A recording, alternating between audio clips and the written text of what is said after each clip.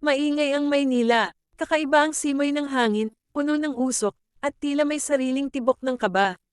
Si Rina de la Peña, 17 anyos, ay kararating lang galing probinsya ng San Agustin, isang tahimik na baryong nakapalibot sa bundok. Inilipat siya ng kanyang ina sa lungsod para mag-aral sa isang kilalang eskwelahan, St. Aurelia Academy, isang lumang paaralan na minsang naging kumbento noong panahon ng Kastila.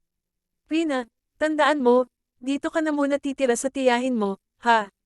Sabi ng ina habang nag-aayos ng mga gamit sa maliit na boarding house malapit sa eskwelahan. Opo, ma.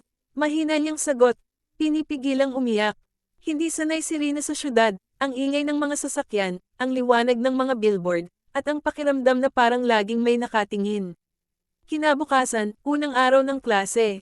Sa harap ng St. Aurelia Academy, ang gate ng paaralan ay itim na bakal, mataas, at may ukit ng mga letres sa itaas. Mas mahigit, lux per mortem, liwanag sa pamamagitan ng kamatayan. Napahinto si Rina, bakit ganun ang motto nila? Bulong niya sa sarili, ngumiti ang guard na parang pagod na pagod. Ah, luma na yan, iha. Simula pa nung kumbento pa to.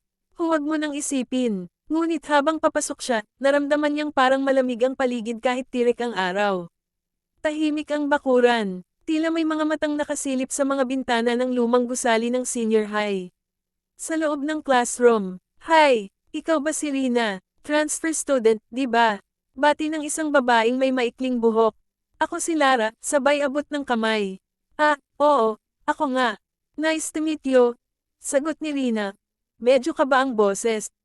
Ang weird no? Ang lamig ng classroom natin. Wala naman aircon, sabi ni Lara.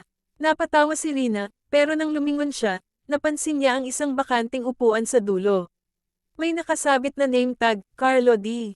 Rivera, si Carlo. Tanong ni Rina, napalunok si Lara. Huwag mong pansinin yan. Matagal nang absent si Carlo. Absent, pero bakit may name tag pa rin? Ewan, baka gusto ng teacher iwan lang dyan. Pagsapit ng hapon, matapos ang klase, nagpaiwan si Rina para linisin ang desk niya. Siya lang ang natira sa silid. Tahimik, hangin lang mula sa bintana ang naririnig. Tapos biglang kumalansang ang pinto. Kusang nagsara. Hello, may tao pa ba? Walang sumagot. Lumapit siya sa pinto para buksan, pero biglang narinig niya ang mahina. Rina, parang boses ng bata. Napalingon siya sa bandang likod, at doon, sa bakanting upuan ni Carlo, may umuupong anyo. Nakaputi, nakayuko, hindi malinaw ang mukha, parang usok, pero nakatingin sa kanya. Napatigil si Rina, napaatras, at sa sandaling iyon, unti-unting lumingon ang nilalang, mabagal, at narinig niya ang kaluskos ng leeg na parang nabali. Bumalik ka na, sabi ng boses.